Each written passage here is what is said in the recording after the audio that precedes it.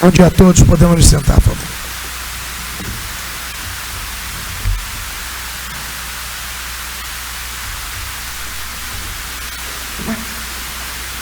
Sérgio. Desembargador Sérgio, está me ouvindo? Alto e claro, presidente. Bom dia a todos. Bom dia, senhores desembargadores. Declaro aberta a sessão do dia 17 de dezembro, última sessão do ano.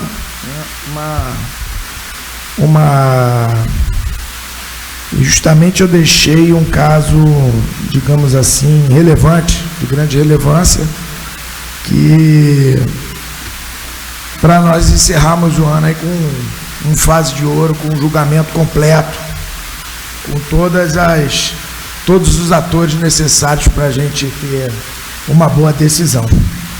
Tá? Então vamos começar já, a palavra com... tem que aprovar a ata, né?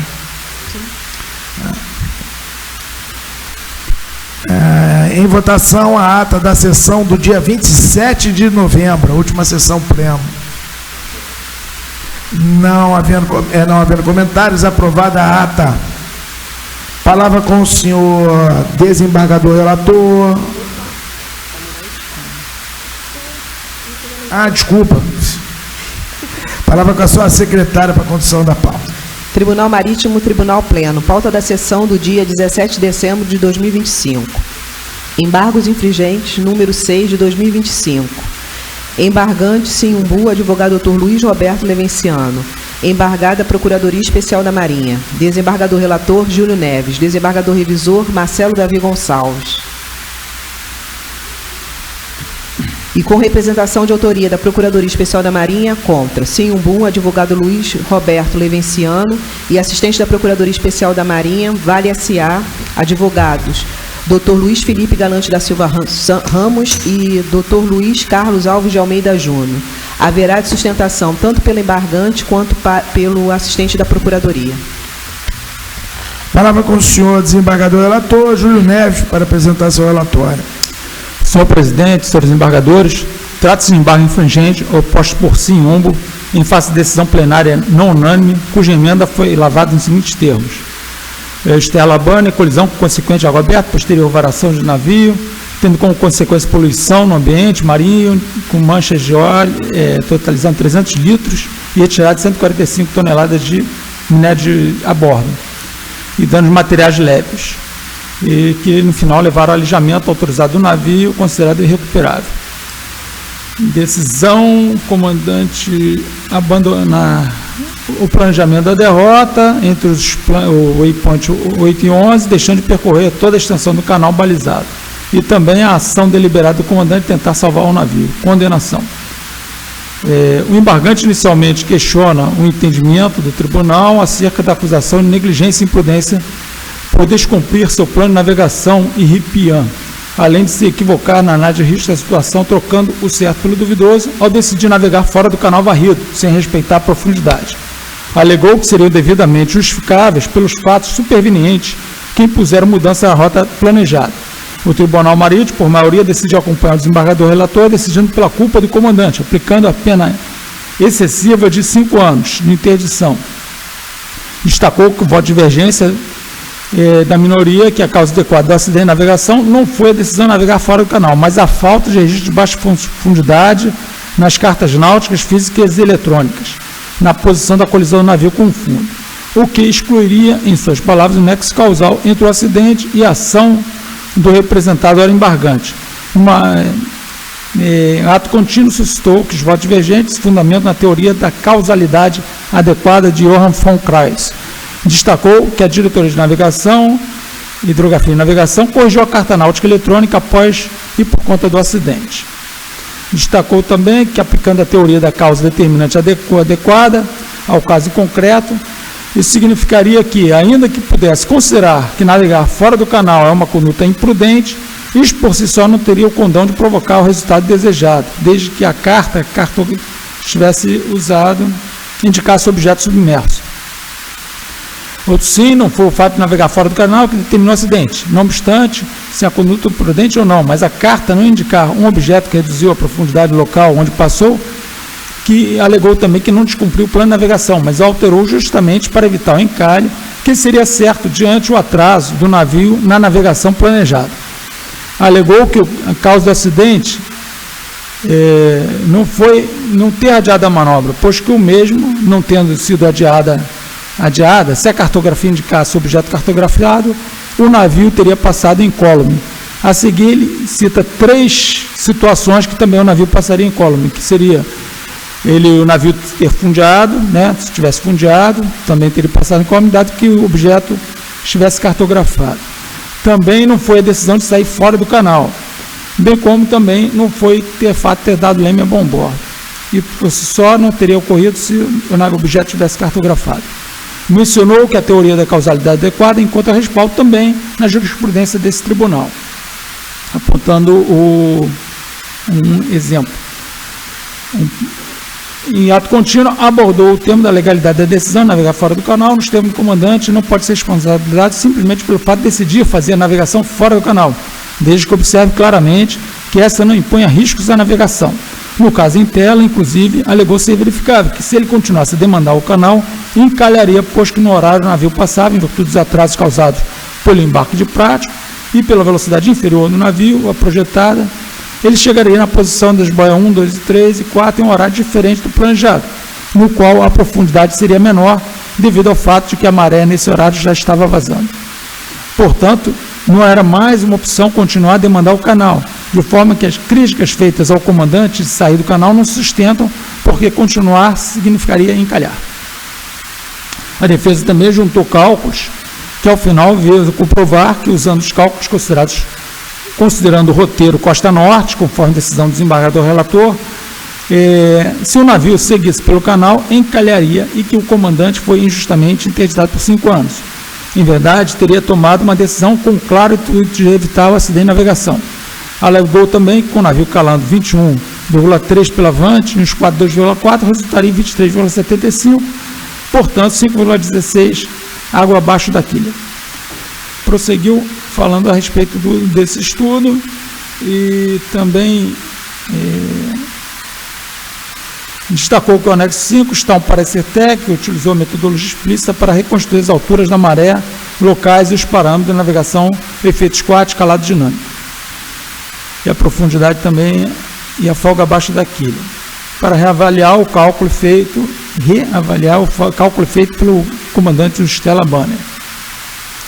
Concluiu afirmando que verifica-se que a correta aplicação da causalidade adequada não pode levar à culpabilização do comandante, pois que, ainda que em sua decisão de navegar por onde navegou fosse imperita, imprudente ou negligente, ela não teria sido uma condição capaz de tornar a causa determinante diante do fato de outra causa é muito mais apropriada para ser ocasionado o acidente, a saber, a ausência da cartografia acerca do objeto submerso a que veio o navio a colidir, conforme decidido nos votos divergentes. Alegou que os cálculos, que se o navio tivesse seguido pelo canal, encalharia, e que a decisão do comandante sair do canal, por onde saiu, não levaria ao acidente, acaso não houvesse objeto submerso na carta e não cartografado na carta eletrônica que o navio estava utilizando. Bom, então, basicamente é isso. Requer revisão da penalidade aplicada, em exagerado 5 anos de interdição, de extrema excessiva consideração, inclusive não se tratar do acordo unânime. A PEN impugnou nos termos, na linha da documentação, no sustenta, à luz das provas e do próprio raciocínio jurídico que orienta o Tribunal Marítimo, e a do Procuradoria fará sustentação. E também a Vale S.A. impugnou, que é assistente da Procuradoria, os embargos infringentes nos termos que constam no relatório, e também haverá sustentação. É o relatório, senhor presidente, senhores desembargadores. Obrigado.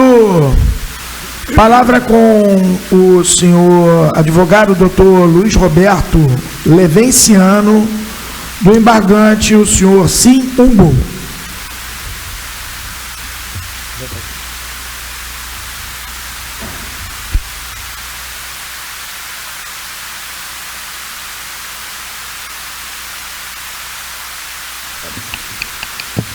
Muito bom dia, senhor presidente. Bom dia, senhores desembargadores. Satisfação estar aqui nesse dia importante para quase todos os torcedores do Rio de Janeiro, onde teremos 2 jogos extremamente importantes. Estamos ansiosos com isso, lamento aqueles que não estão participando, podem torcer contra ou a favor, podem escolher. Bom, o que importa para o caso é que estamos aqui para julgar uma divergência entre os senhores desembargadores que levou a esse desembargo infringente. A divergência se dá com relação à correta determinação da causa do acidente do navio Stella Arbanha.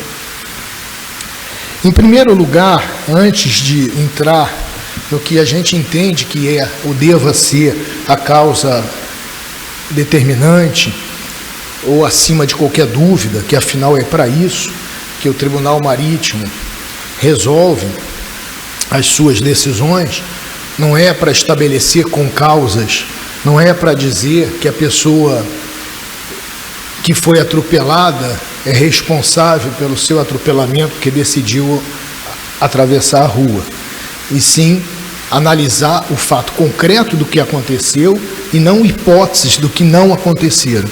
Hipóteses que não aconteceram sempre existirão em qualquer situação da vida.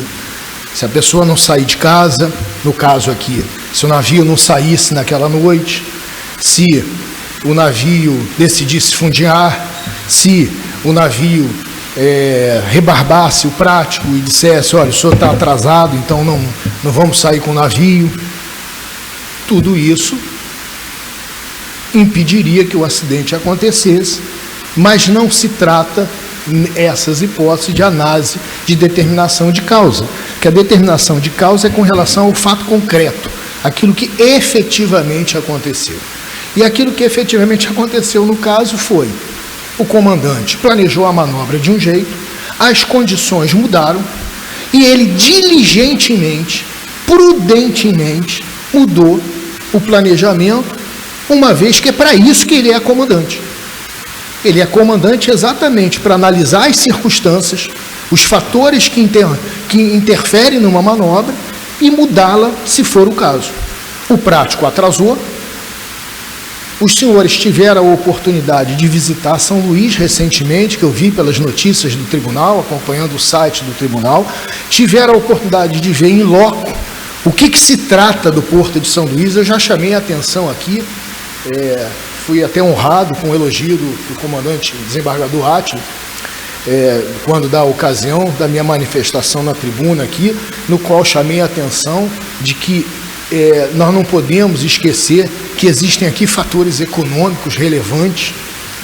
Talvez São Luís não fosse um lugar adequado para ter um porto, em função dessa amplitude de maré, e talvez muito menos fosse um lugar adequado para que cada vez mais os navios estivessem cada vez maiores, com a infraestrutura portuária muitas vezes não acompanhando o tamanho dos navios. Todo mundo entende que o Brasil é um grande exportador de minério de ferro, que o Brasil compete com a Austrália, que a Austrália está mais próximo da China, que é o grande comprador, e que para compensar a proximidade da China com a Austrália, a gente tem que ter navios maiores. Só que nos cabe aqui olhar para a segurança da navegação. E o que isso pode implicar na prática, de acordo com as circunstâncias de cada local, as peculiaridades de cada porto. E aqui, a peculiaridade do porto é tão grande que eu chamo a atenção a um parecer que está nos autos, que foi ignorado pelo acordo e não está sendo levado em consideração e que talvez forneça elementos suficientes para o tribunal estabelecer medidas preventivas de segurança, tais como a que o comandante desembargador Ladeiras sugeriu quando do julgamento, ao dizer que uma solução para evitar o acidente teria sido o comandante fundear em um dos fundeadores.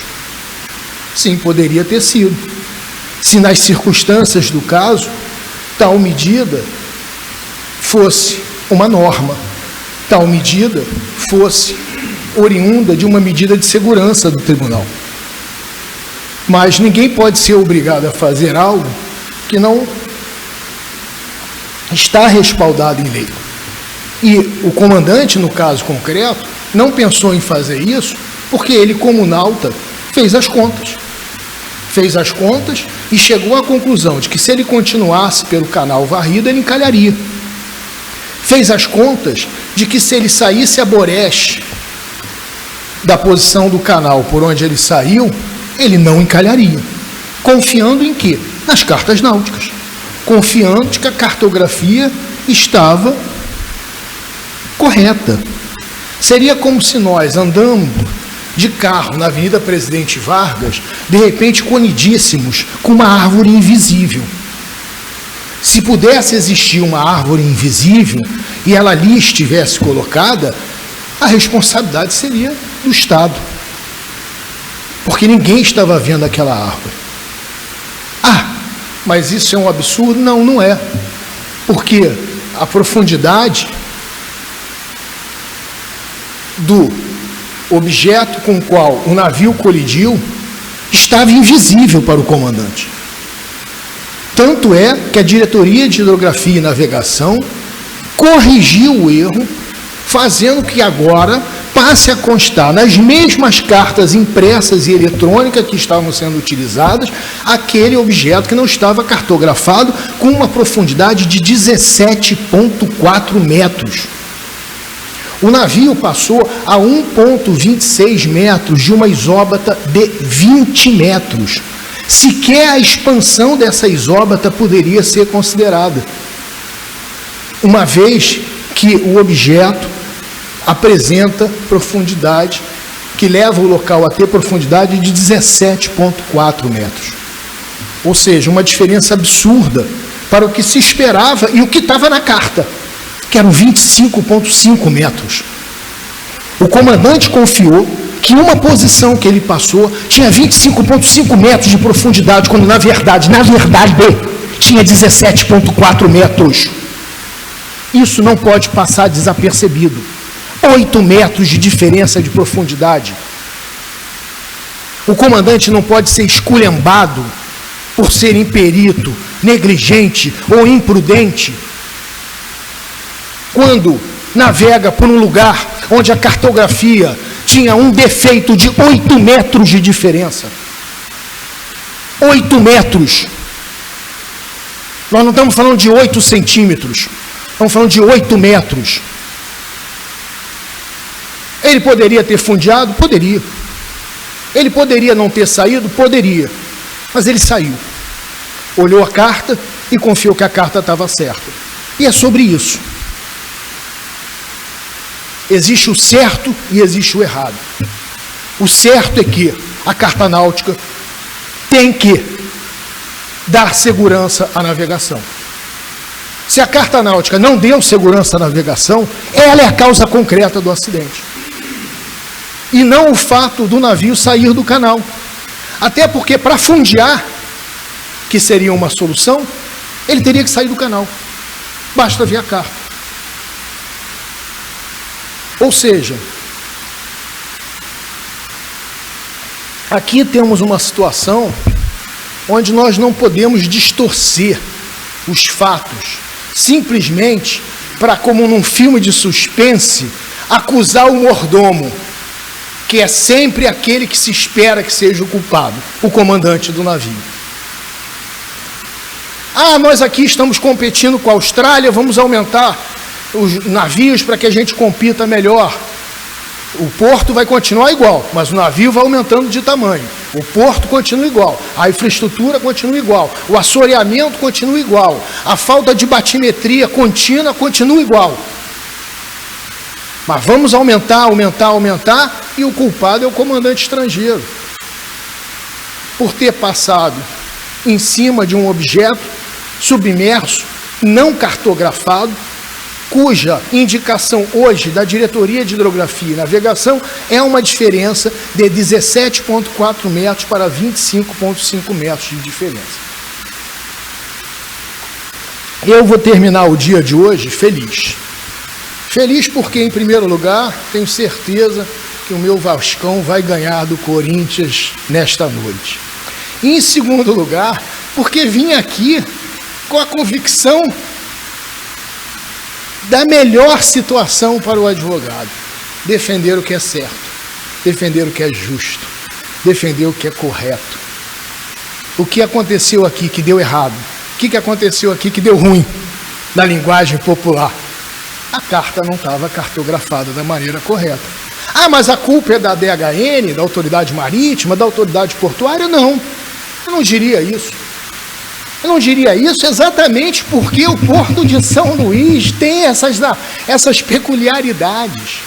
O Porto de São Luís tem peculiaridades que fazem com que existam ondas de areia. Chama atenção para o parecer do professor da USP, titular da USP, de Engenharia Hidráulica e Obras Marítimas, Fluviais e Hidráulicas, que está juntado nos autos. Por favor, Tribunal Marítimo, analisem esse parecer, ele está ignorado até o momento. Ele é extremamente importante e relevante para a segurança da navegação. Extremamente importante, porque ele explica o fenômeno de ondas de areia que acontece no Porto de São Luís. Eu já estive aqui nessa tribuna defendendo o acidente do Vale Beijing, do Vale Indonésia, do Stella Banner. Todos os acidentes, de alguma maneira, peculiares em função de situações específicas do Porto. Esse parecer do professor Paulo Alfredini poderá sugerir ao tribunal cautelas que possam evitar que outros acidentes com repercussões piores do que do Stella Banner aconteçam. E esse é o papel do advogado, contribuir para a justiça. Por fim, quero dizer o seguinte: o nosso nobre colega ex-adverso, a quem eu respeito e estimo aqui os meus melhores cumprimentos,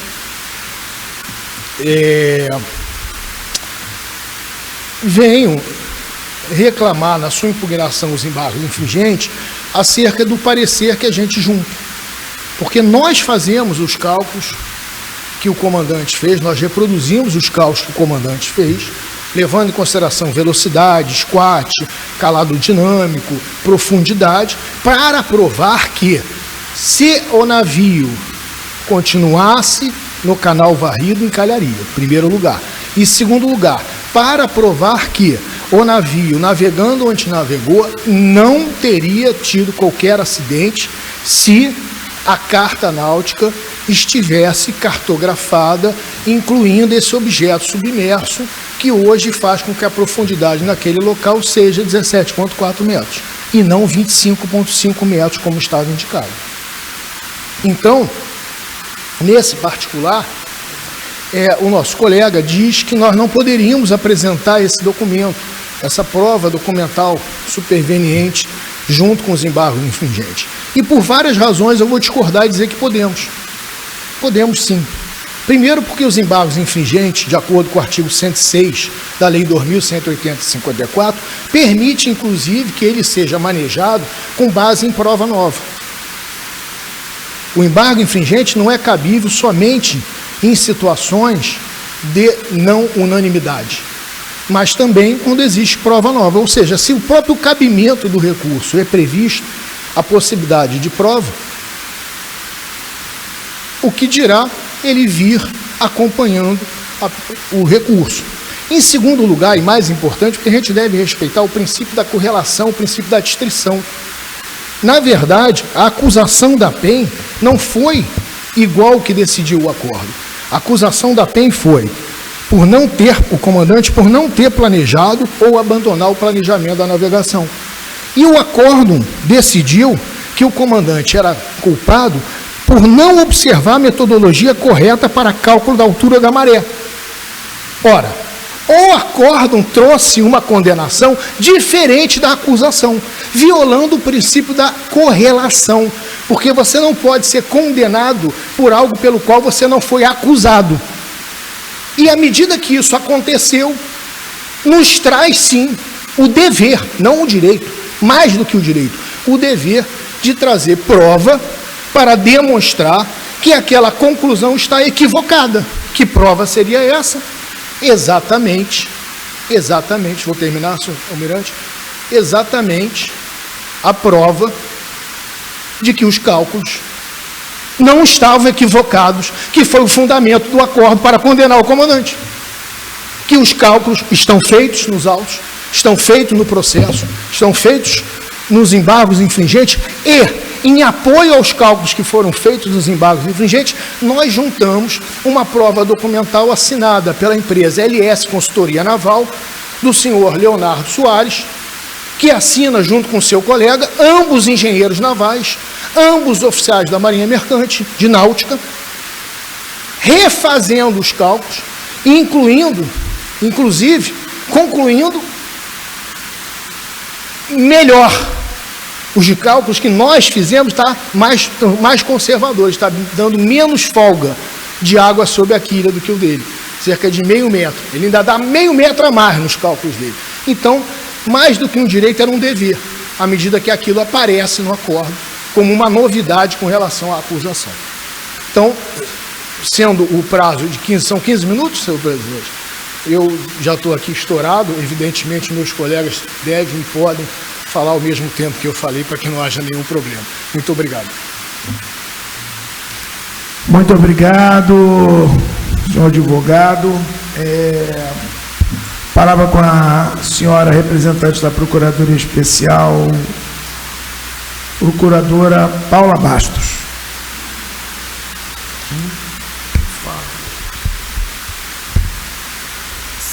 Senhor presidente, senhores desembargadores, trata-se de embargos infringentes interpostos pela defesa de Sinhugo contra acordo não unânime do Tribunal Marítimo, que por maioria o condenou a pena de interdição por 5 anos para o exercício da função de comandante em águas sob jurisdição nacional, em razão do acidente envolvendo o navio Stella Arbani. A divergência instaurada no julgamento decorreu do voto vencido, que entendeu inexistir conduta culposa do comandante, atribuindo a causa determinante do acidente a fatores externos, especialmente a um erro cartográfico. É com base nesse voto que a defesa estrutura seus embargos.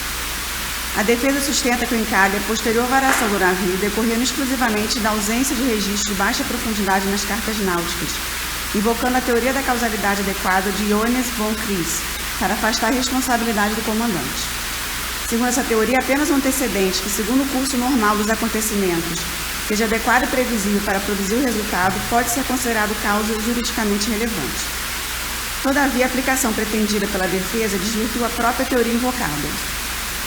Conforme expressamente consignado no acordo, o comandante deliberadamente abandonou o canal balizado, navegou em área não varrida, com folga abaixo da quilha manifestamente insuficiente, sem comunicação à companhia e à autoridade marítima, criando situação de risco que se materializou no encalhe. O próprio acordo destacou que o underkeel clearance era de apenas 0,24 metros, quando o mínimo exigido era de 2,342 metros, o que por si só caracteriza negligência grave e imperícia técnica. A escolha de sair do canal e manter a velocidade de 12 nós por piloto automático acionado foi decisão pessoal e voluntária do representado, desconsiderando o próprio PSA de plano. Assim, mesmo sob a ótica da causalidade adequada, a conduta do comandante se mostra perfeitamente apta, previsível e idônea a produzir resultado danoso, configurando causa juridicamente relevante do acidente.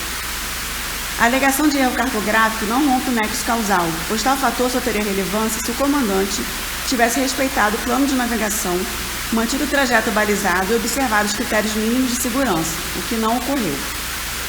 A defesa tenta importar de forma mecânica uma teoria própria do direito penal para o campo da responsabilidade marítima administrativa, o que não se sustenta. Nos termos do artigo 74, a linha B, da Lei 2.180 de 54, cabe ao acordo indicar as causas determinantes do acidente, abrangendo condições técnicas, humanas e materiais. A jurisprudência do Tribunal Marítimo adota uma análise causal plural e integradora, típica da investigação de acidentes náuticos, e não uma visão restritiva. O objetivo não é excluir causas, mas identificar todas as que efetivamente concorreram, sem afastar a responsabilidade humana quando coexistem fatores naturais ou materiais. No caso do navio Stella Arbani, o acordo foi categórico ao reconhecer que, ainda que outros fatores pudessem existir, a conduta do comandante foi condição necessária e suficiente para o resultado. A defesa insiste que a falha na carta náutica eletrônica, posteriormente corrigida pela DHN, seria suficiente para afastar a culpa. Contudo, o acordo demonstrou que a profundidade real da área era conhecida, o comandante subestimou o efeito squat, utilizou dados incorretos de maré e descumpriu os procedimentos operacionais da companhia para o cálculo do Underkill Clearance. A alegação de que permanecer no canal levaria inevitavelmente ao encalhe não encontra respaldo técnico ou probatório. Não houve novo cálculo de maré ou Underkill Clearance com dados reais. Tampouco consulta a companhia como exigido. A invocação da regra 2, a linha B do RIPIAN, também não prospera. O dispositivo autoriza exceções às regras apenas diante de perigo imediato e concreto, inexistente no caso. Ao contrário, o risco justamente surgiu com a decisão de sair do canal. Não procede a alegação de que o acordo extrapolou os limites da representação ao mencionar erro no cálculo do squat da maré. Tais aspectos não ampliam a acusação, mas apenas explicam tecnicamente o descumprimento das normas de navegação já descritas nos autos. O julgamento permaneceu estritamente vinculado aos fatos narrados e às provas produzidas, inexistindo qualquer afronta ao princípio da congruência. A tentativa de justificar a decisão do comandante com base em pressões operacionais ou comerciais carece de fundamento jurídico. O artigo 8º da Lei 9.537, de 97, a lesta, impõe ao comandante o dever absoluto de preservar a segurança da navegação, da tripulação e do meio ambiente. Nenhuma circunstância econômica autoriza a violação consciente de normas técnicas e de segurança. Os precedentes mencionados pela defesa envolvem casos fortuitos naturais, nos quais o comandante seguiu os planos de navegação e as cartas disponíveis. A situação de Chalabani é diametralmente oposta. Houve um ato voluntário, tecnicamente reprovável, que criou o risco e conduziu diretamente ao resultado. Não se trata, portanto, de fortuidade. Quanto à pena aplicada, o Tribunal Marítimo atuou dentro de sua discricionariedade legal, nos limites da Lei 2.180 de 54, considerando o grau de culpa, as circunstâncias do acidente, a gravidade das consequências, a necessidade pedagógica e preventiva da sanção.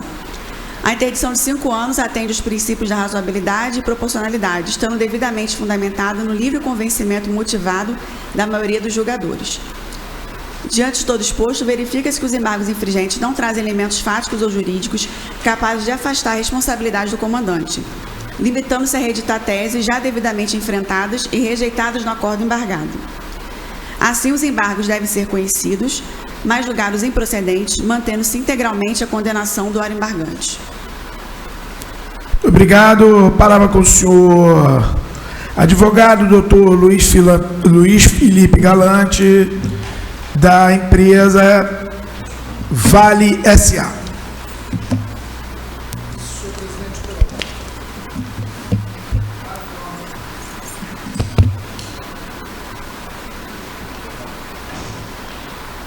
De acordo com o artigo 140...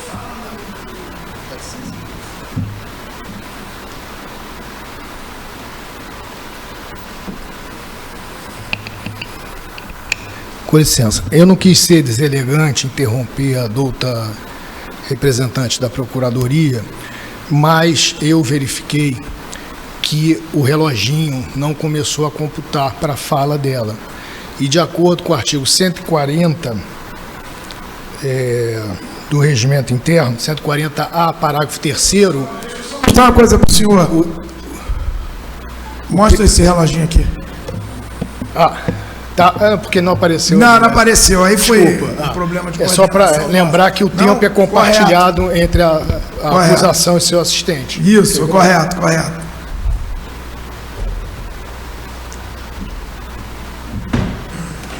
Por favor.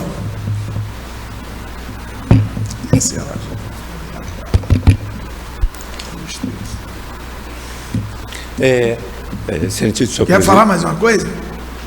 Já vou comentar. Bem, eu entendo. Mais uma questão de ordem. De ordem. Salientando apenas quanto. Advogado. Pensei que você. Não, pode deixar. Eu espero que eu possa começar a minha sustentação. Né? Vai, mas só vai ter um tempo. Só para concluir, que pode ser concedido ao colega o tempo que ele precisar. Eu não tenho nenhum óbice com relação a isso. Se ele precisar de mais tempo, ele pode usar. Só que o tempo a mais que ele usar, eu vou pedir que eu seja também contemplado com o mesmo tempo, só por uma questão de equidade. Ok, obrigado. Dispara o cronômetro. Isso, pode disparar o cronômetro. Eu pediria apenas, antes de disparar, uma questão de ordem. Já que o colega ex-adverso está sendo tão rigoroso na contagem de tempo e generoso em me conceder mais tempo desde que ele volte e fale por último, eu vou pedir isonomicamente que, em cima do tempo que estava aqui, 8 minutos e 48, me sejam concedidos mais 1 minuto e meio, tal como o colega ex-adverso desfrutou. Eu estava controlando isso. Muito obrigado. Quando o cronógrafo aqui chegar a 16h30, aí eu interrompo o tempo do senhor. Como eu não estou conseguindo acompanhar na tela, eu agradeceria muito se pudesse ser avisado pela diretora. O senhor vai ter 9 minutos e 30 segundos. Quando chegar no limite de 15 no somatório, por favor me avise, porque não estou conseguindo acompanhar. Espera aí, só um minutinho que...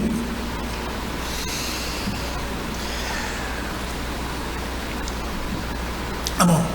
Agora é só pode dar o play. Dá o play também, por favor. Excelentíssimo senhor presidente, excelentíssimos senhores embargadores, digna representante do Ministério Público, dentro do tempo que nos cabe, estamos aqui de volta a apreciar esse caso do Stellar Banner, aquele navio que zarpou, atrasado, com um plano de navegação cheio de erros, navegou mesmo atrasado, de acordo com esse plano, até que mais ou menos na altura da boia 6, o comandante, por decisão unilateral, sem nada comunicar para qualquer dos outros integrantes da tripulação, inclusive oficiais que estavam no passadiço, resolveu guinar e sair do canal varrido e foi seguindo a navegação sem qualquer recálculo. Esse já é um reparo que deve ser feito com relação ao que foi sustentado da tribuna. Os depoimentos todos confirmam, todos que estavam no passadiço, nenhuma revisão do plano original de navegação foi feita. Isto é uma inverdade, lamento a contundência das palavras, mas hoje é a decisão final. Muito bem, os embargos infringentes, eles se apoiam num tripé. O tripé de que todos os erros anteriores até a guinada deveriam ser esquecidos, não são relevantes. O segundo é de que o comandante teria realizado uma avaliação, cálculos, de que se continuasse no canal, ele corria o risco de encalhar. E terceiro e último, de que ele confiou piamente na carta náutica e tinha todos os motivos para confiar e, portanto, no final das contas, embora o embargante tente dizer o contrário, a culpa é da Marinha, porque a carta náutica não era confiável, e isso foi repetido agora aqui na tribuna. Indo rapidamente aos 3 pontos,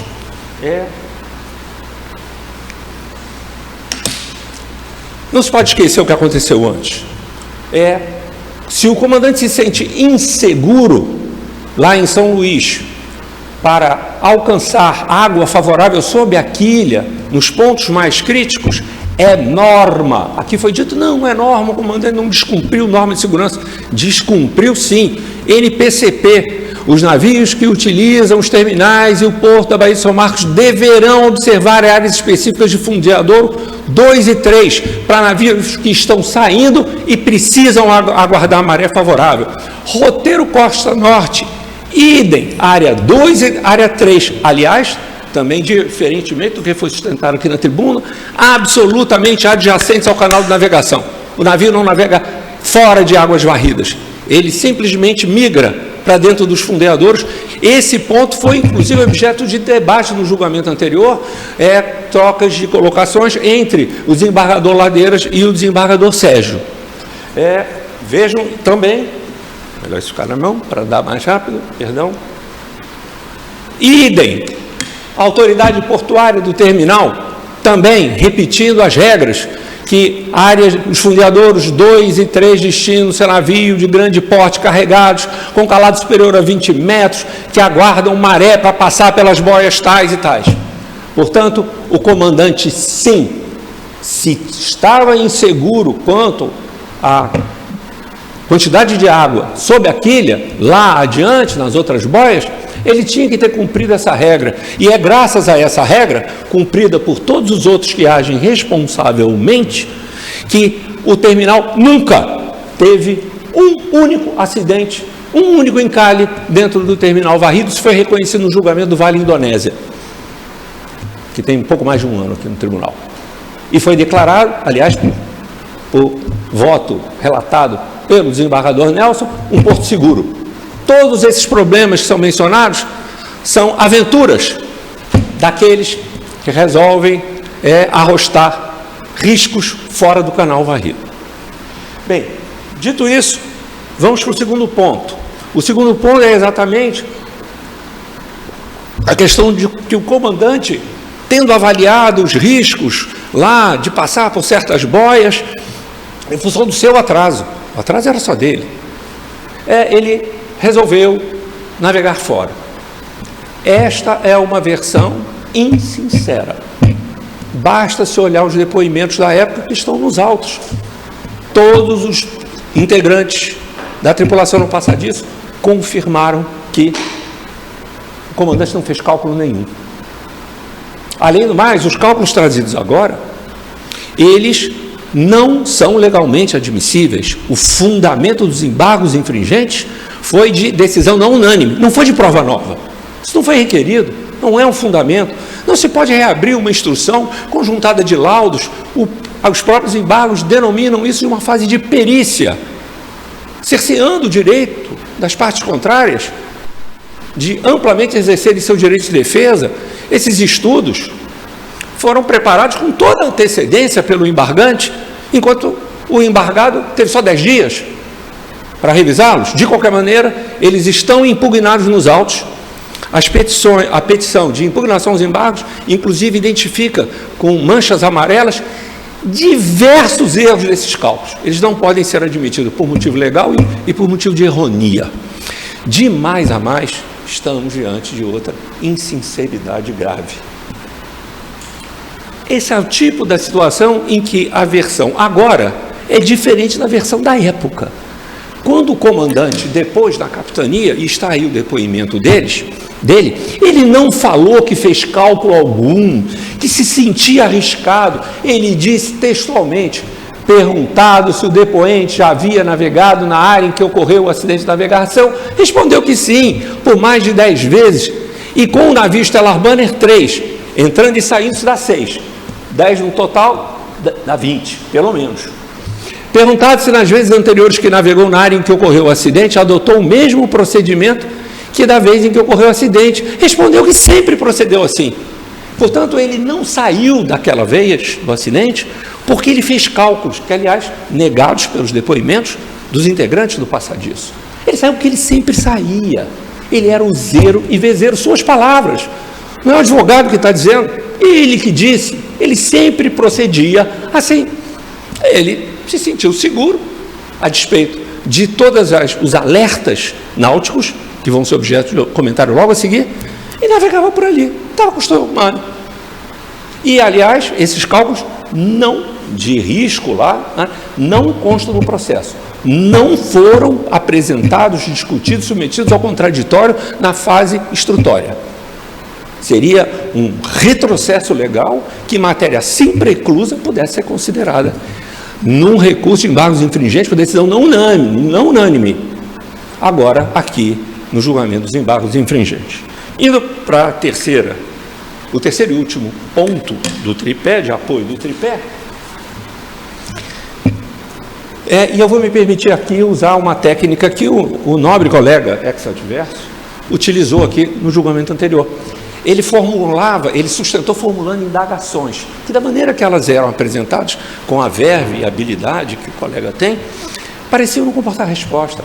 A situação sempre era favorável ao embargante. Eu vou repetir as mesmas perguntas.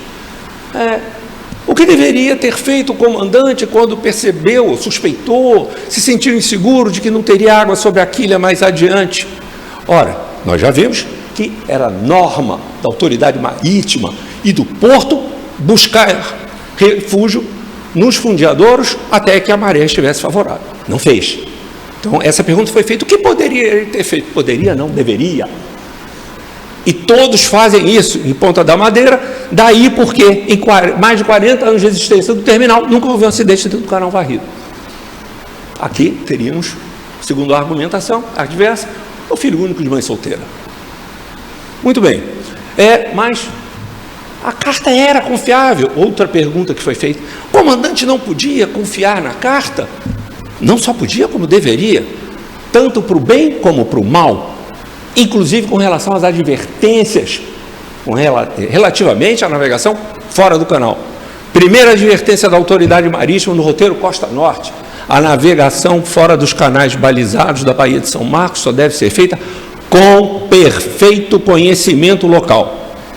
Há inúmeras áreas passíveis de grandes alterações de profundidade por assoreamento ou deslocamento de bancos. É humanamente impossível se mapear toda aquela região adjacente, enorme, ao terminal de navegação. A DHN não se propõe a fazer isso. É humanamente possível. Ela segura o canal varrido e as regiões ao lado, elas então ficam sob esse alerta. Outro alerta: Organização Hidrográfica Mundial. A categoria daquela carta náutica que o comandante estava usando é CATSOC B. E o primeiro alerta da organização é que existem feições não cartografadas e perigosas na navegação de superfície. Feições não cartografadas não são esperadas, mas podem existir. Depois, nota 4. É impossível garantir que nenhuma feição significativa poderia ter permanecido sem ser detectada, e feições significativas podem ter se tornado presentes na área desde o último levantamento. O comandante estava diante de todos os alertas possíveis. O problema é que ele não quis ler. Roteiro Costa Norte, apesar de ter visitado o porto 10 vezes, não quis dar bola para a própria advertência da categoria de segurança. As informações da carta náutica estavam debaixo dessa ressalva. Ele resolveu arrostar, como ele sempre fazia, os riscos de navegar fora do canal. Portanto, a pergunta é: o comandante não podia confiar? Não. Tinha que confiar com ressalvas. E não o zero e vezeiro, que era entrar e sair sempre por fora do canal, à medida em que isso lhe interessava. Portanto, esse caso não é de culpa da Marinha. A Marinha cumpriu bem o seu trabalho. A categoria era adequada, emitiu alerta no roteiro Costa Norte, fez o seu trabalho adequadamente. Quem não fez e exerceu pobre marinharia foi o comandante, que por isso merece ver a sua condenação mantida.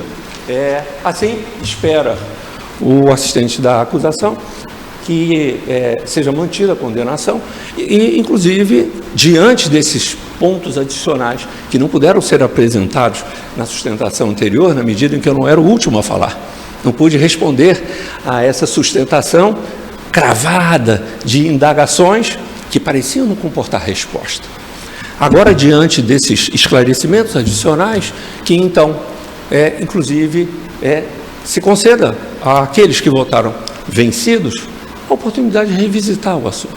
E quem sabe, mudando posição, até se juntarem ao voto majoritário, ou quem sabe a um voto unânime de manutenção da condenação do comandante. Muito obrigado.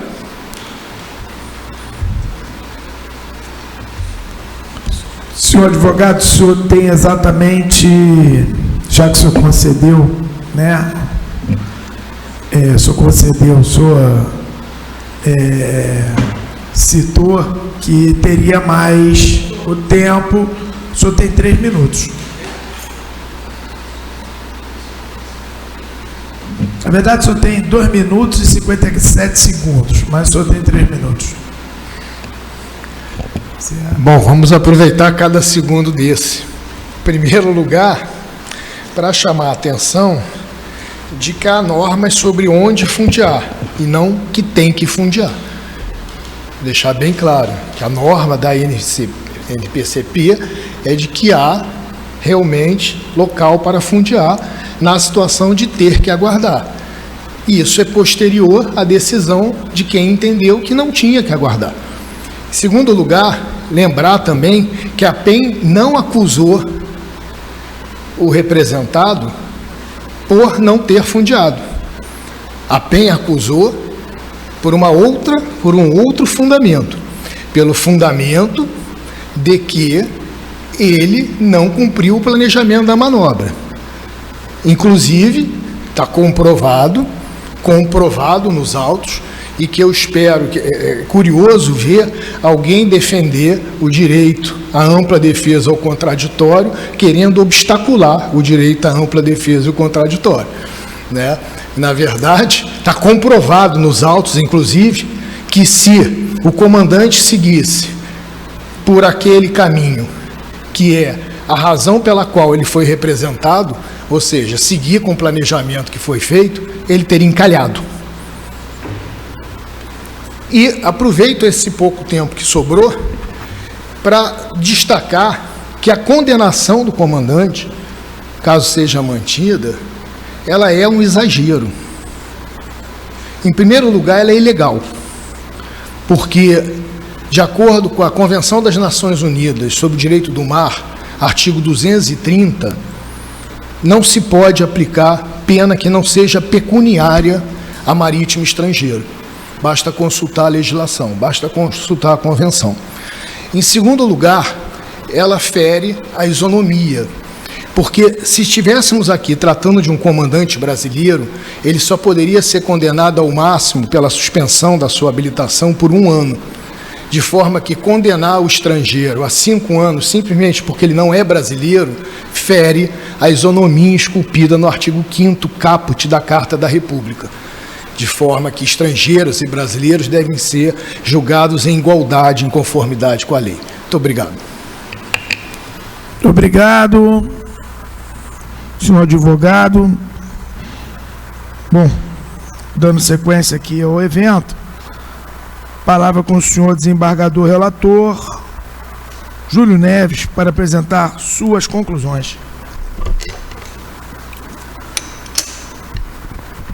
Senhor presidente, senhores embargadores, os presentes embargos são tempestivos nos termos do artigo 106 da Lei 2.180/54 e 141 do Regimento Interno.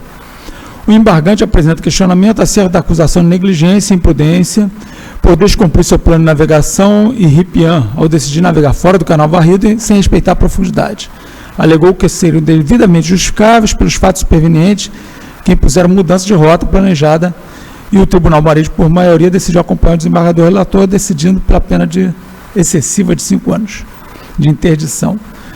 Destacou que o voto de divergência, a minoria, a causa adequada do acidente não foi a decisão de navegar fora do canal, mas a falta de registro da baixa profundidade de descarta náutica física e eletrônica na posição de colisão de alto fundo, o que excluiria, em suas palavras, o nexo causal entre o acidente e a ação do representado.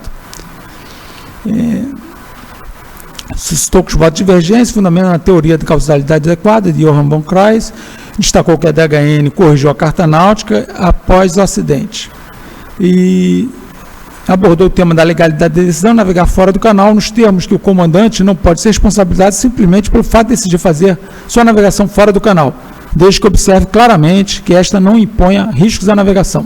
No caso Intela, inclusive, alegou ser verificável que, se ele continuasse a demandar o canal, encalharia, posto que no horário que o navio passava, em virtude do atraso causado pelo embarque do prático e pela velocidade, chegaria na posição na baia 1, 2, 3 e 4 com horário diferente do planejado, e a profundidade seria menor, devido ao fato de estar vazando a maré.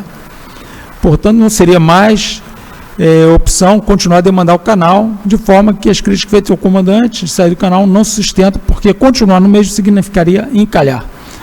Juntou os cálculos, visa comprovar que os cálculos da Corra, usando o roteiro da Costa Norte, o navio seguisse pelo canal encalharia.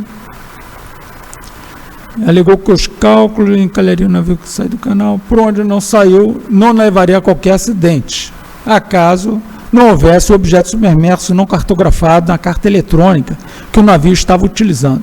Importante, ressaltou, que os cálculos foram feitos levando em conta o roteiro Costa Norte.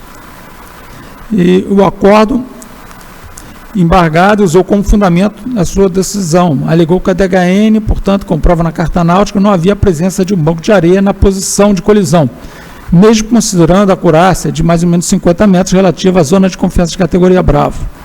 Ou seja, as obras vivas do navio não tocaram o fundo em uma área cuja carta náutica eletrônica, sendo usada, nada alertava. O local onde o navio colidiu deveria ter profundidade suficiente para o navio passar com segurança, consideradas as informações de profundidade conhecidas à época do acidente, levando em conta a altura da maré a ser acrescidas às profundidades exibidas na respectiva carta náutica.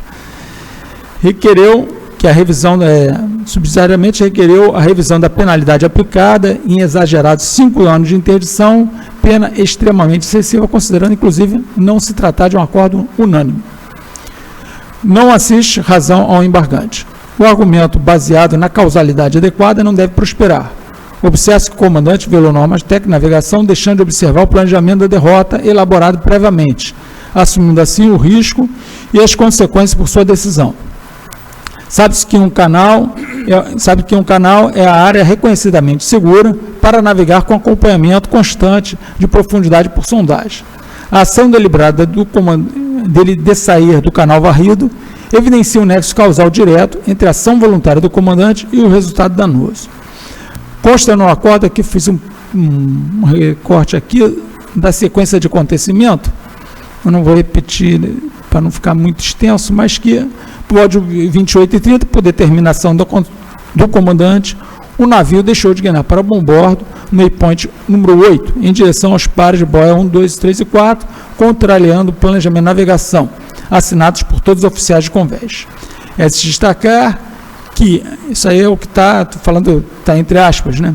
A se destacar que, ao ser questionado sobre a manobra, o comandante afirmou que passaria por fora do canal, pois já havia medido a diferença entre a profundidade apresentada e a carta verificada.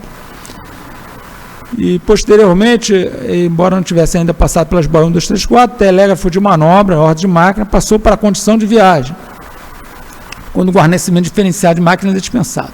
21 e 18, próxima latitude tal, o navio guiou para o rumo de 35 graus e a fim de passar a leste dos pares de boia 1, 2, 3 e 4, na carta náutica indicava 23,5, com nível de redução.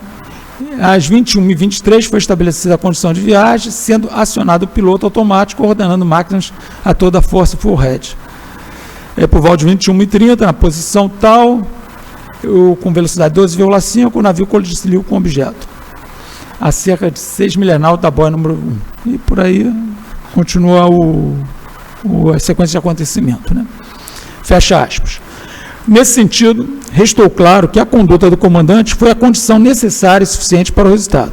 O conceito de causalidade adequada não socorre ao embargante, visto que a conduta do comandante foi determinante, pois criou o cenário de risco que culminou com o sinistro. O embargante alega que não era mais uma opção continuar a demandar o canal, porque continuar no mesmo significaria encalhar. Anexou o presente embargo um parecer técnico para justificar sua atitude de não navegar pelo canal para evitar o encalhe. Observa-se que tal estudo, com possíveis erros apontados pela Companhia Vale, que é assistente da doutora Procuradoria, teria que ter sido apresentado na fase de instrução, bem como não pode ser considerado uma prova nova, visto que todos os fatores para a elaboração do estudo eram conhecidos naquela ocasião. Ademais, ainda que tal estudo esteja correto, esta não foi a razão pela qual o comandante deixou de navegar pelo canal, pois em seu depoimento declarou que, abro aspas, realizou o cálculo de caráter para folga abaixo daquele 10%, tendo obtido o resultado de 23,5%, como calado de segurança. A pré-amarra era de 5,7, mas já estava 1,5 horas de vazante, teria em torno de 5 metros. Dessa forma, teria que passar tranquilo por fora do canal, pois a profundidade no canal entre os pontos 1, 2 e 3 era 18 metros, com a maré diária de 23 metros, o que estaria menor do que o calado de segurança de 23,5 metros, e essa foi a decisão do depoente.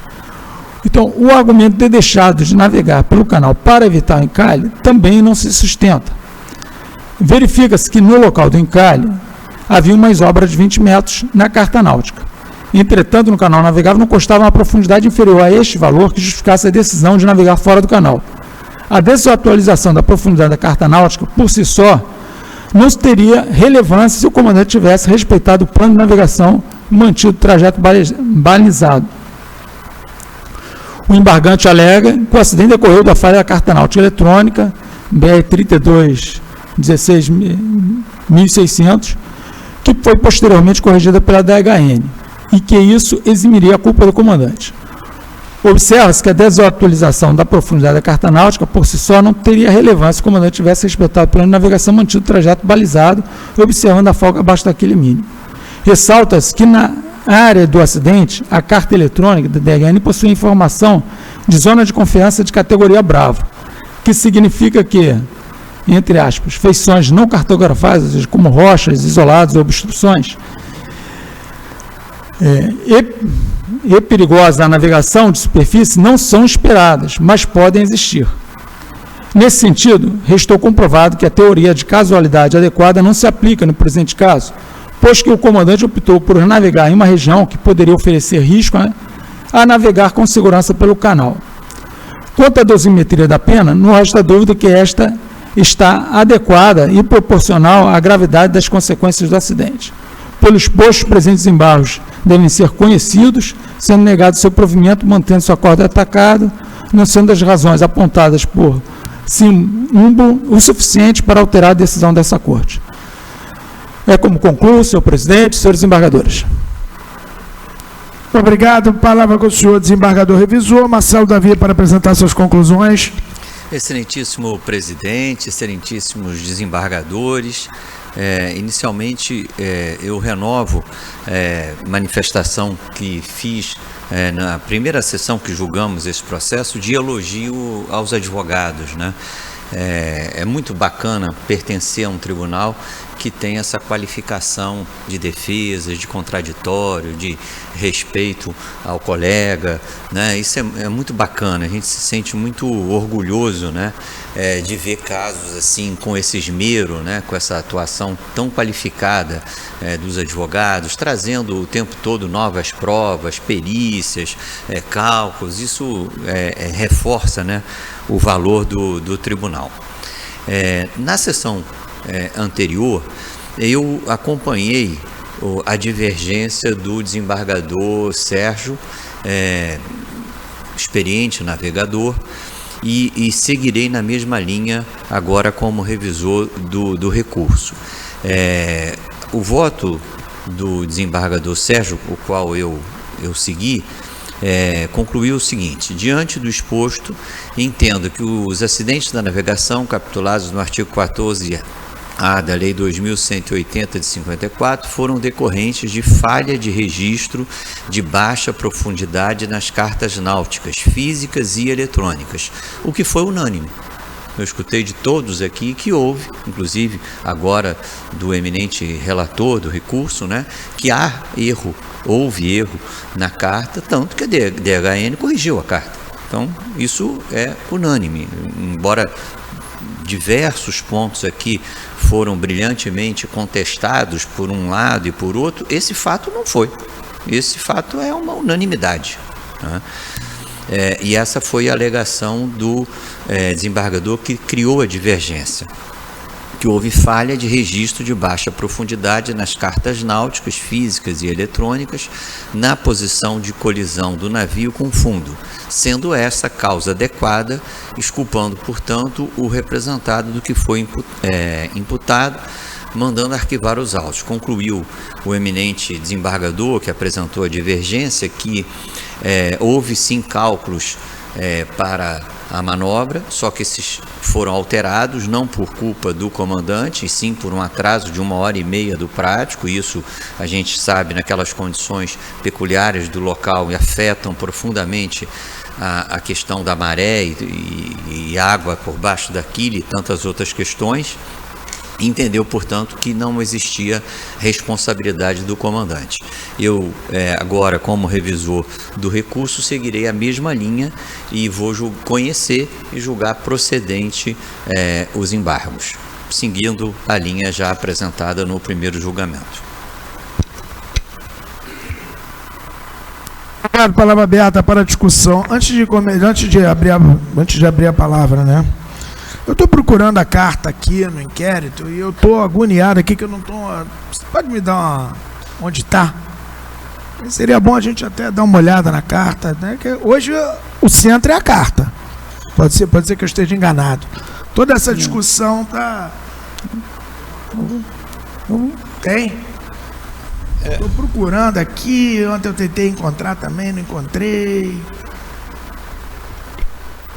O cerne é a carta, sem dúvida. Eu vou... Tem na sessão. No acordo original? Tem.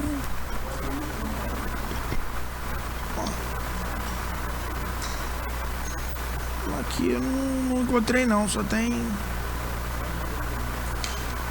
03148.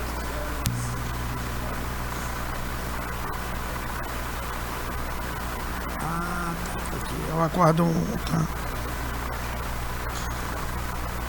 Ok. Isso foi motivo de prova requerida pela PEN, a DHN. E a DHN fez um estudo detalhado.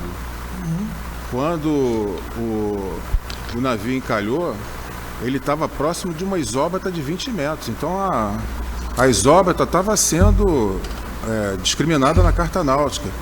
E como foi falado várias vezes aqui, na carta eletrônica ela tinha essa precaução de CATZOG B. Ou seja, naquela região ali onde o navio encalhou, não eram esperados variações de feição de profundidade, mas podem ocorrer. Isso foi falado aqui pela PEN, está no acordo, o doutor Galante também falou. O navio saiu muito do canal, com uma velocidade excessiva, está na acusação que ele violou a regra 6 do RIPIAN, e violando a regra 6 do RIPIAN, andando a velocidade de 12 nós, o navio e a água com efeito squat abaixam. Então, se ele não pelo fato de não reduzir a velocidade, não ter calculado um horário ideal para passagem lá nos pares de boia e ainda sair do canal, deu no que deu aí, o que foi relatado. Foi falado aqui pela PEN, ou pelo doutor Galante, nenhum dos entrevistados que eram os oficiais de náutica de bordo, que eram oficiais de serviço de quarto ou o encarregado de navegação, aprovaram essa atitude do comandante. Ele simplesmente ignorou, ele não fez cálculo nenhum. E outra coisa, eu calculei ali, eu vi no inquérito, no laudo pericial, que a folga abaixo da quilha estava em meio metro. A companhia recomenda 2,346 de folga abaixo da quilha. E se fosse alguma coisa menor do que isso, o comandante tinha que ligar para a companhia. Isso está nos autos. Tinha que ligar. Olha, posso navegar com folga abaixo da quilha de tanto? Não, não pode. Está nos autos. Tá? E outra coisa, calcular a folga abaixo da quilha com um cálculo de 10% é completamente ultrapassado. Nós temos o manual que está hospedado no site do CONAPRA, que orienta, baseado nos relatórios do PIANC, como deve ser calculado a folga abaixo da quilha. Dar o desconto de 10% da profundidade é conhecimento vencido, ultrapassado, caduco. Infelizmente é isso. A palavra está aberta, né? Está bem. Eu peço a palavra também, senhor presidente. Eu espero não frustrar meus colegas, nem Vossa Excelência, senhor presidente, que eu queria ver julgado esse processo, que é muito relevante.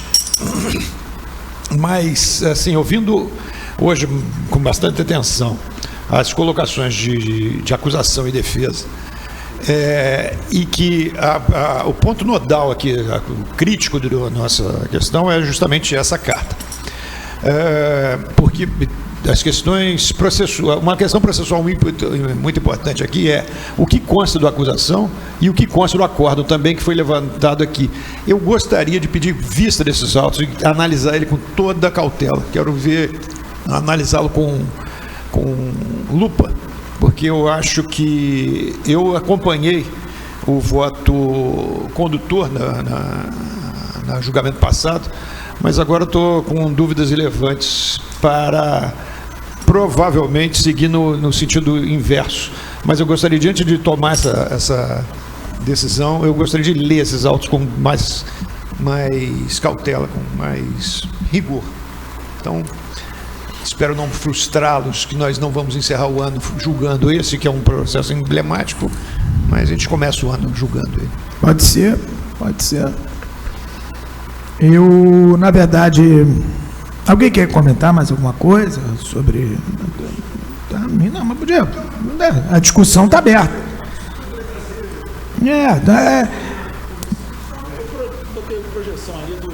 Peço a palavra, excelência. Essa tá boa, a minha tá ruim. Bota para projetar. Aí é isso. Tá vendo aí? Não, bota para isso, apresentação. Só para a gente ter uma ideia. Essa aí foi elaborado pelo desembargador Átila por ocasião do julgamento. Então, tem um PowerPoint. Ok. Tem vários setores. Pode deixar. Só ressaltar, em primeiro lugar, parabenizar novamente a excelência tanto do embargante quanto da assessoria da PEN também, é claro, e no julgamento original também, um ótimo trabalho dos advogados que trouxeram o máximo que puderam para as partes que são interessantes. Queria só fazer um anexo. Foi feita uma imagem de uma árvore visível, etc. Eu acho que seria mais fácil de entender um caminho que é projetado para ser utilizado por carro, moto, bicicleta, que for, e um beiral do lado, onde a pessoa pode achar que é mais seguro e por uma falha de manutenção desse beiral, a pessoa acabou caindo num buraco e se machucou. Esse beiral não é para ser usado se tem um caminho seguro a ser seguido. E nós, navegantes, sabemos que este caminho é um canal. E se houver dentro do canal um encalhe, responsabilidade de quem é a manutenção do canal. Quando se coloca naquele ponto distante do porto, um pedaço em que se coloca um canal, aquilo é um alerta absurdo. Não é um canal que está seguindo, como acontece em Vitória, por exemplo, em que se vê profundidades enormes em volta do canal e que a embarcação, o navio, não tendo necessidade de passar no canal. É até permitido que, caso haja um navio saindo, ao entrar ele saia do canal. E está previsto isso até na norma. Ali no caso não, ali no caso nós temos um canal, aí lá em cima tem um conjunto de boias para dizer, olha, este é o caminho que você tem que passar. E a pessoa escolhe sair dele e navegar. Não, mas eu fiz meus cálculos e aqui está bom. Bem, quando se olha a carta e vê as alertas da carta, eu estou navegando num beiral, eu estou navegando uma coisa que não tem a mesma garantia que tem um canal. Então eu estou assumindo um risco. Só para colocar esse ponto. E um ponto com relação à pena, foi muito discutida essa pena aqui, e teve um cuidado de colocar a interdição por 5 anos para a função de comandante. Ele não está impedido de navegar por 5 anos. Ele está impedido de navegar como comandante agroindustrial brasileiro por 5 anos. É diferente de suspensão de 12 meses, em que não pode fazer nada em embarcação. Então, só para colocar esses 2 pontos, e mais uma vez parabenizar a excelente sustentação de vossas excelências nesse último debate do ano.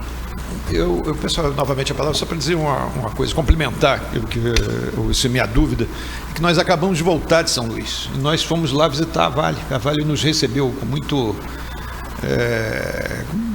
muita fidalguia, né? Mostrou esse canal.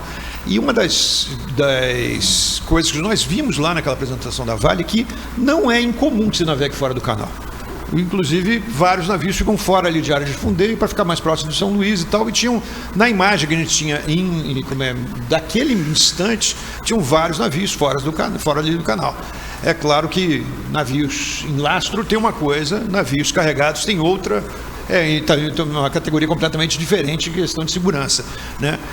Por isso ter essa dúvida, eu quero analisar esse processo com calma, para entender, primeiro, isso que o desembargador Júlio apurou aqui, eu gostaria de apurar também. Se esses cálculos diziam que ele passaria pela boia lá na frente. Outra questão levantada aqui é se haveria outras possibilidades. Tá, tudo bem, não vou passar lá pelas boias, eu vou então fundear aqui. Aqui onde? Se ele tinha essa chance. Essa questão também da praticagem, ela ter atrasado 1h30. não está, isso nós sabemos, isso é um fato. Eu acho que o desembargador Sérgio deve estar nos ouvindo, ele pode entrar na conversa daqui a pouco e dizer isso com certeza. A profissão de comandante que o desembargador Ladeiras exerceu não é mais a profissão de comandante que se exerce na atualidade. A comunicação alterou essa função do comandante daquele cara que decidia tudo para aquele cara que depende de decisão colegiada, na melhor das hipóteses, com a companhia, né? Então, se ele podia ou não rebarbar aquela saída com 1h30 de atraso, isso é muito importante, porque ele poderia sempre falar, não saio mais. Agora, calculando, a maré já não dá mais para passar lá naquele par de boias. Não vou passar, vou encalhar, então eu fico aqui no porto. Ele podia fazer isso, a Vale deixaria ele fazer isso, o escritório dele deixaria ele fazer isso. Essa questão é absolutamente relevante para saber por que ele permaneceu naquela manobra, ainda que ela estivesse com 1h30 de atraso, dentro daquele porto, que essa que é a questão relevante também. Aquele porto que varia maré, como nós vimos aí pessoalmente. Então, nesse sentido, eu acho que eu tenho muito mais dúvidas do que certezas. Então, para poder votar com convicção, eu gostaria de ver esse processo com mais cautela. Peço palavra, excelência. Apenas como foi colocado, né? De fato, hoje em dia, ser comandante é totalmente diferente do que era anos atrás. A comunicação, pega o telefone e liga. Eu, como trabalhei em terra, inclusive, e comandantes ligavam para mim e perguntavam, comandante, qual a sua experiência? O que eu faço? Eu trocava e falava, a decisão é sua, mas eu entendo dessa forma. Agora, com relação a ficar no porto ou não ficar no porto, não pode o navio permanecer atracado ao término do carregamento. Todo mundo sabe disso. O que ele pode e deve é, caso ele entenda necessário, desatraca e fundeia. Essa é que é a norma do porto, essa é que está no porto atracado e não pode ficar. Então esse é apenas para poder ajudar na sua análise. Agora, desatracar e fundear, fundeadouro A, B ou C, onde ele entender mais seguro, onde ele entender mais, ele pode, inclusive é o que prevê a norma da INPCP e outras. Eu espero ter contribuído. Senhor presidente, se eu puder agora, eu gostaria de também fazer uso da palavra. Por favor. Bom, creio que também seja sabido de todos que não se fundeia no canal. E se a decisão que o comandante, pelo princípio da segurança, optar por fazer é interromper a sua navegação e fundear, ele tem que sair do canal para buscar um fundeador. O comandante ele sempre busca a segurança da navegação, da sua tripulação, do seu navio, e nesse caso me pareceu claro e cristalino que o comandante ele saiu do canal em prol da segurança porque tinha uma profundidade de cerca ou mais de 25 metros na carta que ele seguia. Então, para ele foi mais seguro sair do canal a permanecer no canal devido ao atraso. E apenas um contraditório baseado na experiência própria em relação ao término de carga e descarga, a obrigatoriedade de desatracar, novamente, também pelo princípio da segurança, se for inseguro desatracar o navio ao término da carga e descarga, o comandante não só pode, como deve informar que naquele momento não desatracará em prol da segurança. Que segurança é essa? Tráfego no canal próximo à área de desatracação, condições climáticas adversas, e o comandante ele vai receber uma carta protesto do porto porque não desatracou e ele subscreve, assina, concordando que foi decisão dele e vai responder por isso. Geralmente é verificado que em prol da segurança era aquilo que tinha que ter sido feito mesmo. Então existe essa possibilidade sim de não desatracar ao término da carga e descarga, porque na navegação a segurança vem sempre em primeiro lugar. Já encerrando a fase de discussão, né? Primeiro agradecer aí o debate, né? Cordial, né? Acho que isso é bacana também, como disse o desembargador, nosso vice-presidente, desembargador Marcelo, né? O Tribunal Marítimo, eu faço questão também de manter essa cordialidade, né? Como disse a juíza Carmen Pimenta, né? O tribunal exala perfume da Marinha pelos seus cantos, e a cordialidade e o respeito é uma das características do oficial de Marinha. Então, isso é bacana. Contei o tempo direitinho aqui, tá? Tá tudo computado, tá? De maneira que eu contei. Eu acho isso fundamental, porque, na verdade, quem trouxe essa questão do tempo fui eu mesmo aqui que levantei a questão, era 30 minutos, mas 30 minutos... Então, todo mundo sabe aqui que eu faço questão de controlar o tempo, né? Lógico, poxa, eu não posso interromper duas belas sustentações, né? Didáticas, né? Então, objetivas, tá? Isso é bom que cite que foram objetivas, tá? Não tiveram muitos devaneios. Bom, para mim, encerrar o ano com esse julgamento, em que pese não termos a decisão, mas acho que foi muito bom. Acho que os senhores foram... Hoje é o dia que se encerra o Tribunal Marítimo, hoje é o dia de encerramento, então os senhores tiveram essa oportunidade de participar desse evento. Sobre o caso realmente complexo, acho que veio muito a calhar a visita de São Luís, né? A visita a São Luís, a Vale, a Praticar, a visita parece que a gente só visitou, não, a gente visitou todas as etapas. O porto realmente é complexo, né? E, na verdade, pode ser que eu venha, na última, pode ser que eu venha decidir, e é bom esse pedido de vista justamente para clarear outros pontos, né? E, na verdade, eu tenho a experiência de navegação em navio de guerra, né? Que também preza pela segurança do navio, de sua tripulação e, no caso do navio de guerra, da munição, né? No caso do navio mercante, são as fazendas de bordo. Bom, então isso eu acho que eu não considero lamentável, não, acho que vai ser legal, a gente já vai começar o ano aquecido, tá? Lógico que a gente vai, como é que se diz, a celeridade cai um pouco, mas em prol aqui do direito e da justiça, eu acho que o pedido de vista veio a calhar, está deferido, lógico, só que aí realmente eu permito não divulgar a data da próxima sessão, tá? Porque nós estamos entrando em recesso, voltaremos no dia 5 de fevereiro, se eu não me engano, e a partir daí a gente começa a trabalhar. Lógico que haverá um prazo razoável a partir do nosso regresso para marcar a data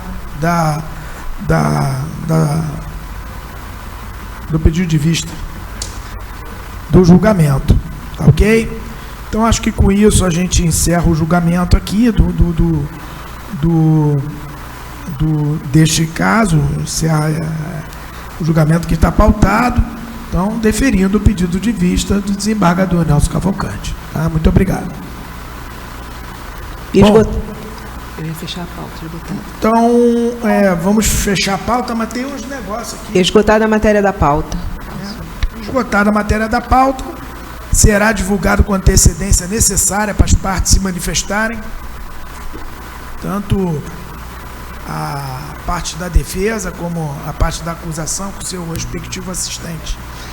Bom, temos aqui, então agradeço, fiquem à vontade, né? Agora são avisos paroquiais, temas paroquiais internos, como eu sempre comento. Se eu não os virem mais, por favor, Feliz Natal, um bom ano novo aos respectivos patronos. Muito obrigado aí pela participação no dia de hoje. Um abraço. Bom, para variar, delegação de atribuição. Vamos ao nosso mundo aqui. Ao nosso mundo E a delegação de atribuição requerida pelo desembargador Nelson, capitão dos portos da Capitania Fluvial da Amazônia Ocidental, do processo 37.834 de 2024 em votação, deferida por unanimidade. Delegação de atribuições requerida pelo desembargador Átila ao senhor capitão dos portos do Rio Grande do Sul, para ouvir testemunhas do processo 38.385 de 2024 em votação, deferida por unanimidade a desembargação do delegador. Bom, mais algum comentário? A gente vai fazer agora a nossa... Eu vou fazer a... Eu estava imaginando que ia acabar 11 horas, né? Tanto que eu não coloquei mais nenhum, né? Porque eu sabia que exigir o debate, ia ser cansativo, a gente ter tranquilidade. Então nós vamos fazer o nosso encerramento, tá? Independente do nosso encerramento, hoje é a última sessão do ano. Eu queria agradecer a todos aí de forma da forma que a gente sempre conduziu todos os debates, mesmo nos momentos mais divergentes, se podemos dizer assim, mantendo cortesia. Temos quase que concluído a fase do concurso, com o desembargador Sérgio de Moura logrando o êxito aí como primeiro colocado, inclusive já foi apresentado ao comandante da Marinha como desembargador, como aprovado no concurso como primeiro colocado, e nós temos aí os trâmites burocráticos. Então, senhor, eu queria agradecer, abro a palavra, se alguém quiser se manifestar dentro de uma sessão plenária.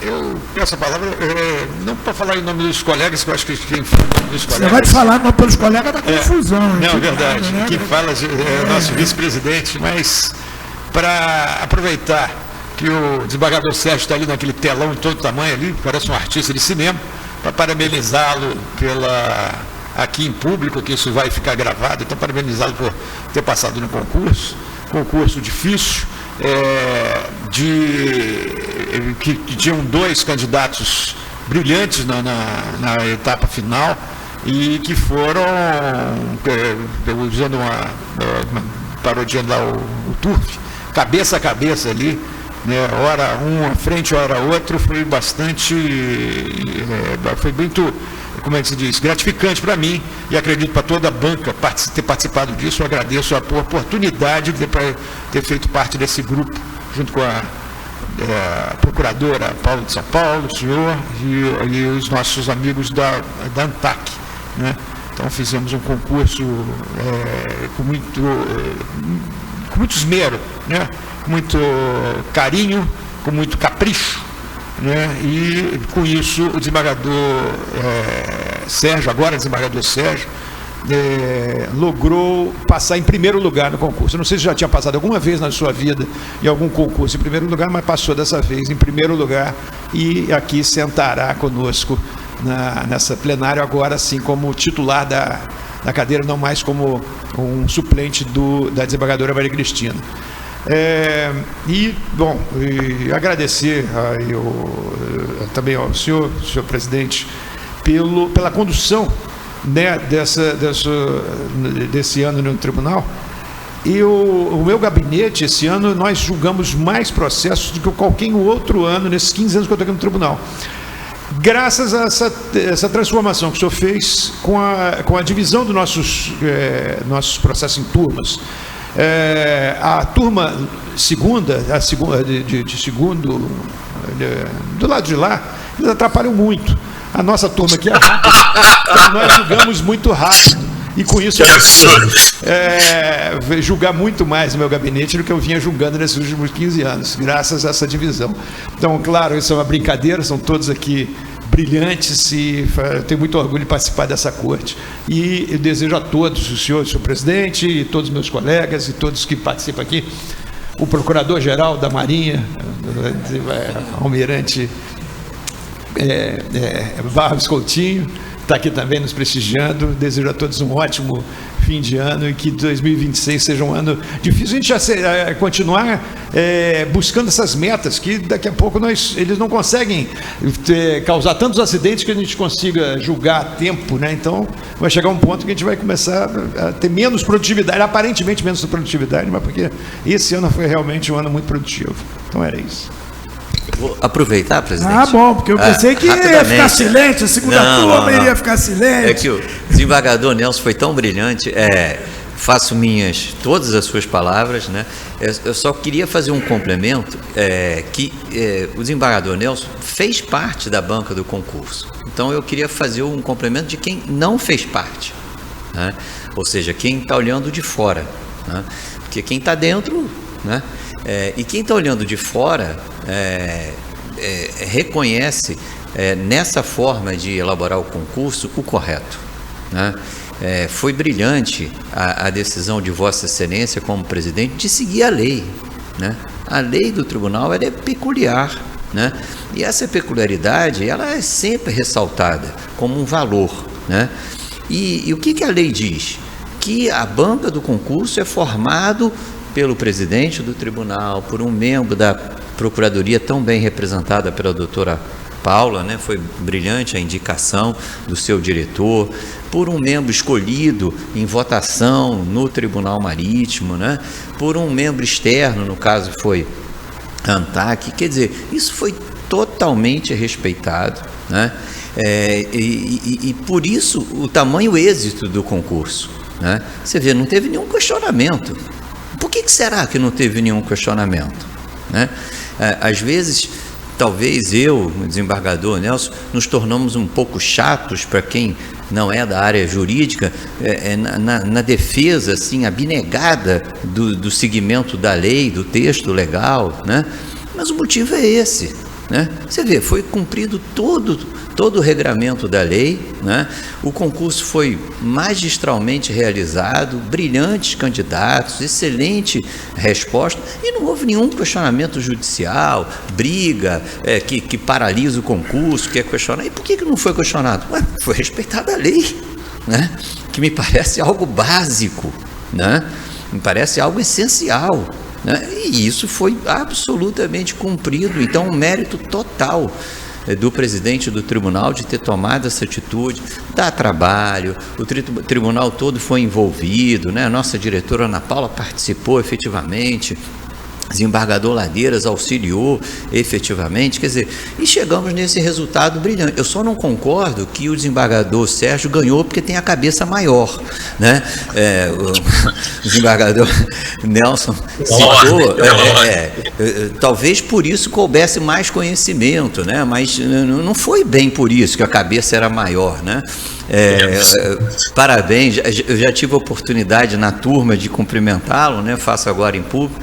E fechar o ano como nós fechamos é muito mérito da condução do tribunal, né? Parabéns ao almirante Ralph pela condução. Foi corajosa a decisão das turmas, né? Toda vez que se muda paradigma, gera questionamento, gera questões que podem... mas comentáriozinho assim, assado... Mas a decisão foi feita o que é melhor para o tribunal, o que se adequa melhor nos dias que nós vivemos, né? Então, de uma pequena decisão que gera um resultado muito grande, que não se assina mais nada à mão aqui no tribunal, né? Todo o registro agora tem que ter o passo de ser feito eletrônico. Essas decisões, a comunidade marítima e a gente que é membro efetivo, né, da comunidade marítima, e eu acho que isso é muito importante. A comunidade ela é pequena, ela não é tão grande assim. A gente é convidado para todo evento, né? Todo evento a gente é convidado. Eu, por exemplo, procuro participar de todos. Não consigo porque às vezes tem 2, 3 no mesmo dia, né? Mas eu vou em todos. E todos elogiaram a iniciativa. Todos. Tivemos até um evento aqui no tribunal recente, né? Da comunidade, da OAB se manifestando. Poxa, que bacana o que o tribunal fez, duplo grau de jurisdição, ressaltando o contraditório, ampla... Quer dizer, a gente só recebeu elogios, né? E o resultado em números, né? mostra a eficiência das medidas, né? Quanto que o tribunal se atualizou no registro, quanto que o tribunal se atualizou nos procedimentos, né? Então, eu fico muito feliz de terminar o ano, né? E mais uma vez digo e repito, tenho muito orgulho, né, de pertencer a essa comunidade que é o tribunal. Parabenizo a todos, desejo um Feliz Natal, próximo Ano Novo, né? Estaremos aqui ano que vem felizes, né? Começando sob a condução do presidente, que tanto nos orgulha, né? Parabéns aí pelo ano a todos nós. Próxima sessão, dia 5 de fevereiro, às 13h30, uma quinta-feira, vai ser o pleno físico e a primeira turma também. Primeiro eu vou começar, né, com o pleno físico, depois a primeira turma, se a segunda turma quiser participar, né, eu realmente não tenho a minha turma preferida, tá? Eu poderia ter, tá? Então, declaro encerrada a última sessão do ano, sessão do dia 17 de dezembro. Ô, Sérgio. Ô, João. Bate palma também. Você tá melhor. Tá difícil bater palma.